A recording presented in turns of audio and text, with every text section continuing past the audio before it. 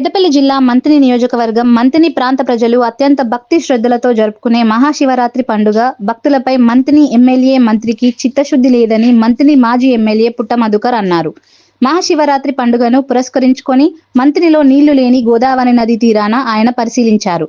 ఈ సందర్భంగా ఆయన మాట్లాడుతూ మహాశివరాత్రి పర్వదినాన్ని పురస్కరించుకొని మంథని గోదావరి తీరంలో ఇవాళ పరిస్థితి కనబడతా ఉన్నది కళ్ళకద్దినట్టు.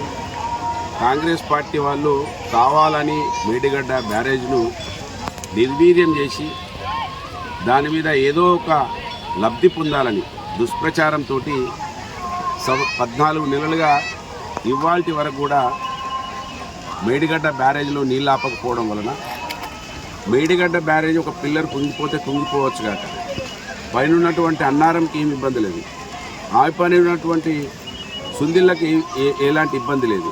వాటిని కూడా కనీసం షట్టర్లు కిందికి దించి నీళ్ళు ఆపకపోవడం వలన ఇవాళ సముద్రం తలాపుకు పెట్టుకొని చేప నీళ్ళకేడ్చిన చందంగా మంథని గోదావరి కనబడుతూ ఉన్నది. వేల సంఖ్యలో అక్కడ ఒక చిన్న పాయ ఉంటే మునుగుతలేరు, దాంట్లో పండి బొర్లుతూ ఉన్నారు ప్రజలు. అంటే చాలా దయనీయమైన పరిస్థితి ఇవాళ మనం గోదావరిని చూస్తూ ఉన్నాం. ఆ రోజు కాళేశ్వరం బ్యారేజ్ లేకపోయినా కూడా మేము ప్రజాప్రతినిధిగా ఉన్నప్పుడు గుండారం నుంచి నీళ్లు బొక్కలవాగు నుంచి తీసుకొచ్చి ఇట్లా పైకెక్కించి నీళ్లు స్నానాల కన్నా మేము వాళ్ళకి ఏర్పాటు చేయడం జరిగింది.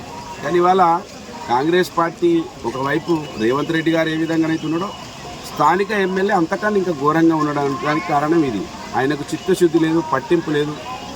ఈ మంత్రిని ప్రజలు ఓట్ల కోసం మాత్రమే పనిచేస్తారనే భావనలో ఉన్నటువంటి వ్యక్తిగా మనం ఇక్కడ చూస్తే కనబడుతూ ఉన్నది.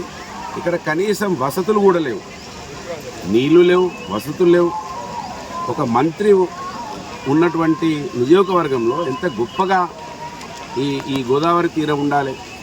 కనుక ఇప్పుడు కాంగ్రెస్ పార్టీ వాళ్ళు ఎప్పుడు కూడా ప్రజల శ్రేయస్సు కోసం ఆలోచించలేదు. ప్రజల గురించి ఎప్పుడు కూడా వాళ్ళు ఏమాత్రం మంచి కోసం ప్రయత్నం చేయలేదంటానికి వాళ్ళ మహాశివరాత్రి వేల సంఖ్యలో వస్తున్నారు జనాలు.